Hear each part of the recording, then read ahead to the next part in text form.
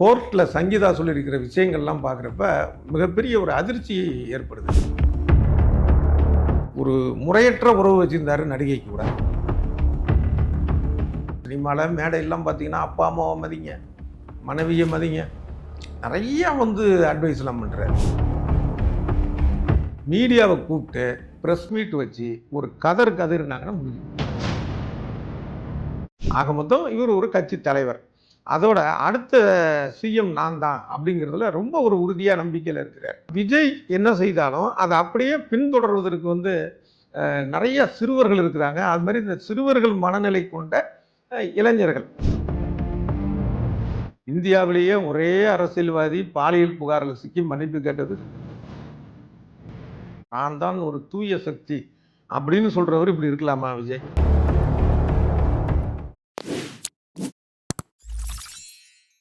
விஜய் சங்கீதா பிரிவுக்கு என்ன காரணம்? விஜய் மேலே எந்த காரணத்துக்காக இவர் விவாகரத்துக்கு பெறணும் அப்படின்னு சொல்லி மனு கொடுத்துருக்கிறாரு கோர்ட்டில் சங்கீதா. இப்படியான ஒரு விஷயங்கள் தான் தலைப்போடு வச்சுக்கிட்டு சோசியல் மீடியா முழுக்க போய்கிட்டே இருக்குது. இதில் சில பேர் என்னென்னா இது தனிப்பட்ட 2 பேர் விஷயம், இதில் ஏன் நம்ம தலையிடணும், இன்னொருத்தர் இதை விமர்சிக்கக்கூடாது அப்படின்னு.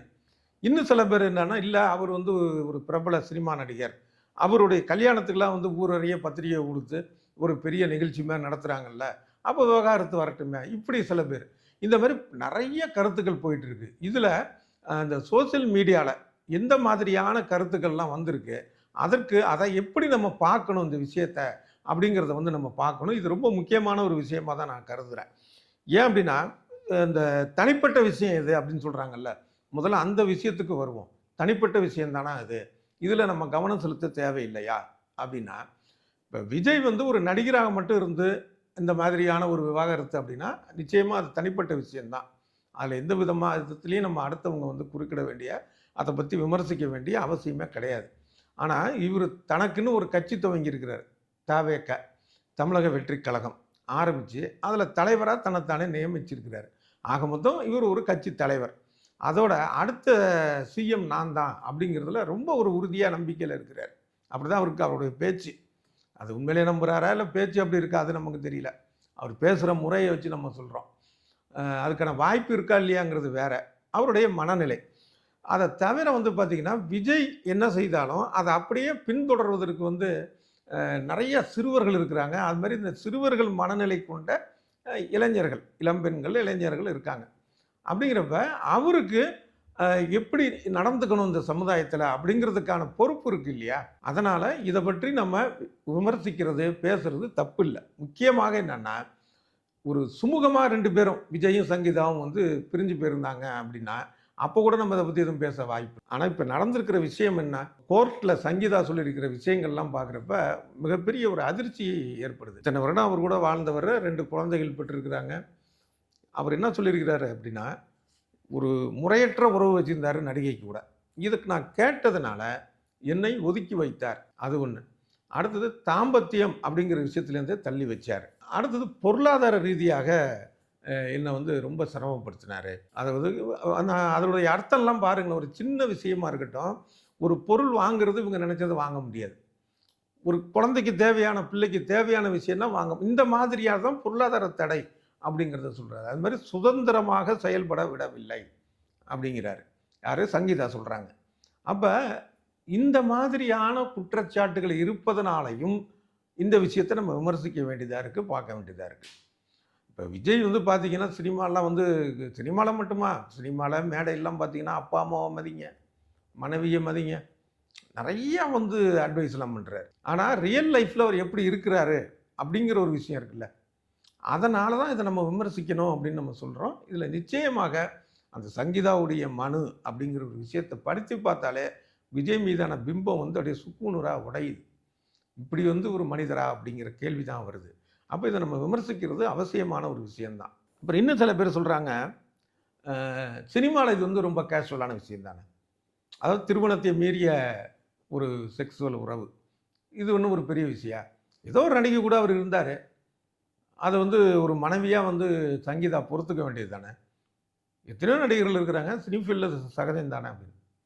இல்லை, இந்த விஷயத்திலே பல தவறுகள் இருக்குது. அதாவது இந்த மாதிரி கருத்து உள்ளவங்கள்ட்ட என்னென்னா, முதல் விஷயம் இது வந்து திரைத்துறையில் தான் இருக்குது அப்படிங்கிறது இல்லை, எல்லா துறைகளிலும் இருக்குது. விகிதாச்சாரம் மாறுபடலாம், அவ்வளோதான், வேற ஒன்றும் இல்லை. அடுத்தது, கணவன் இப்படி தான் இருப்பான், இது என்ன பெரிய விஷயமா அப்படிங்கிறவங்க, அந்த மனைவி வந்து திருமண உறவை மீறி ஒருத்தர் கூட தொடர்பில் இருக்காங்கன்னு வச்சுக்கோங்க. இப்போ அதனால் கணவர் வந்து விவாகரத்து கேட்டால் என்ன சொல்லுவாங்க?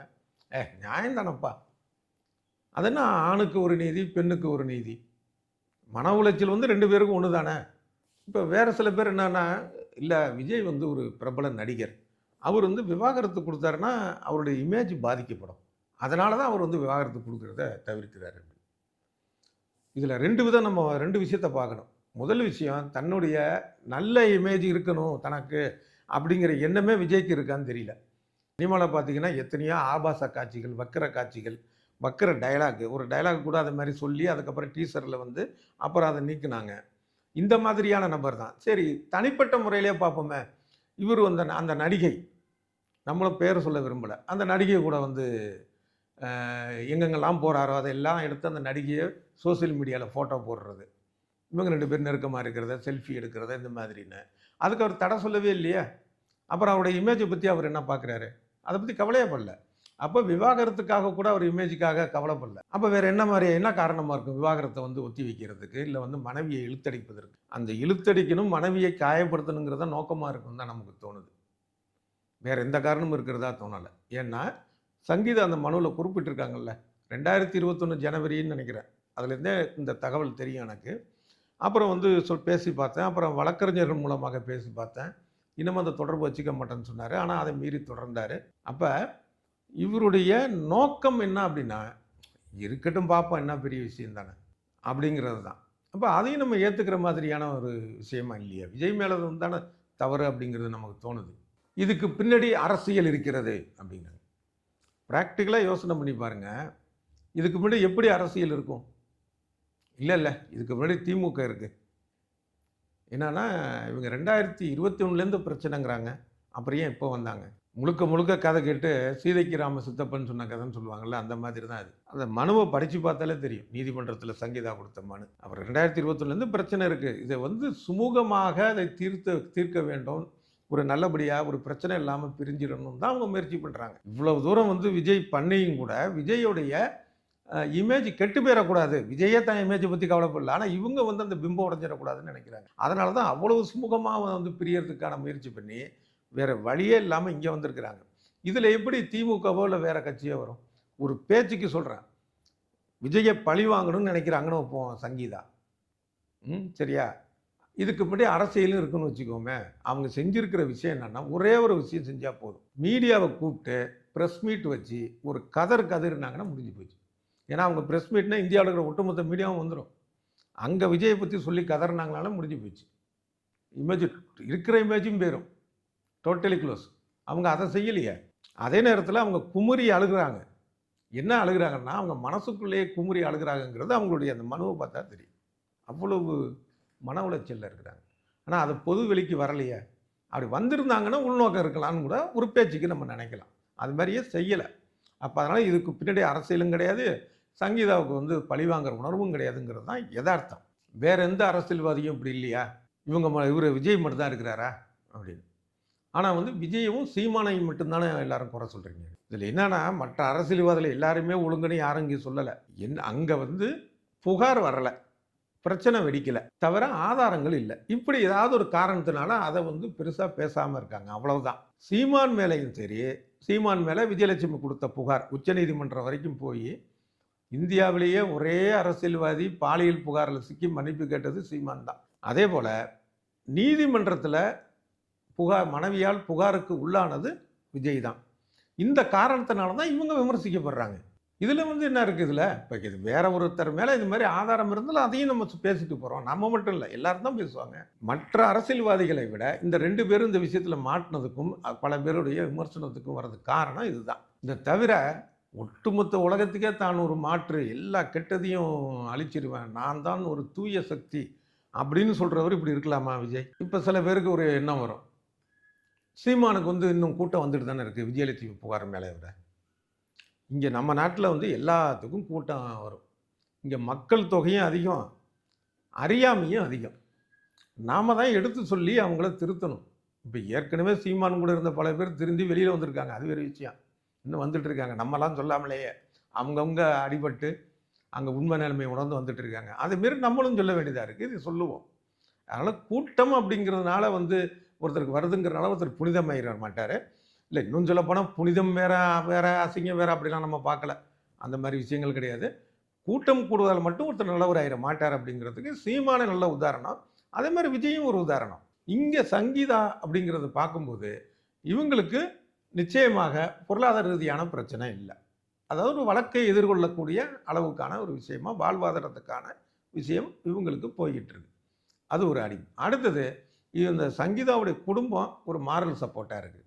அவர் பெற்ற 2 பிள்ளைகள் சப்போர்ட்டாக இருக்கிறாங்க. அப்படிங்கிறதுனால இவருடைய குற்றச்சாட்டுங்கிறது ரொம்ப வலிமையாக இருக்குது. தவிர பல வருடங்களாக இந்த பிரச்சனையை மனதிற்குள்ளேயே வைத்து சுமூகமாக இதை தீர்க்கணும், பொதுவெளிக்கு வந்துடக்கூடாது, விஜயோடைய பிம்பம் உடஞ்சிடக்கூடாதுங்கிறதுல ரொம்ப கவனமாக இருந்து இன்றைக்கு வேறு வழி இல்லாமல் நீதிமன்றத்துக்கு வந்திருக்கிறாங்கங்கிறதையும் எல்லாரும் புரிஞ்சிருக்கிறாங்க. அதனால தான் விஜய் சீமான் மீது காட்டிய குற்றம் சாட்டியது அப்படிங்கிறத விட சங்கீதாவின் குற்றச்சாட்டு விஜய் மீது இது பெரிய அளவில் பேசப்படுது. கடைசி கேள்வி என்னன்னா, இந்த பிரச்சனை, இந்த விவாகரத்து பிரச்சனை விஜயோடைய அரசியலில் பாதிப்பை ஏற்படுத்துமா? நான் விஜய் கட்சி துவங்க போறாரு அப்படிங்கிறதுல இருந்து இன்னைய வரைக்கும் நான் சொல்லிட்டு இருக்கிறது என்னன்னா, விஜய்க்கு தொகுதிக்கு 1500 ஓட்டுக்கு மேல கிடைக்காது. நன்றி, வணக்கம்.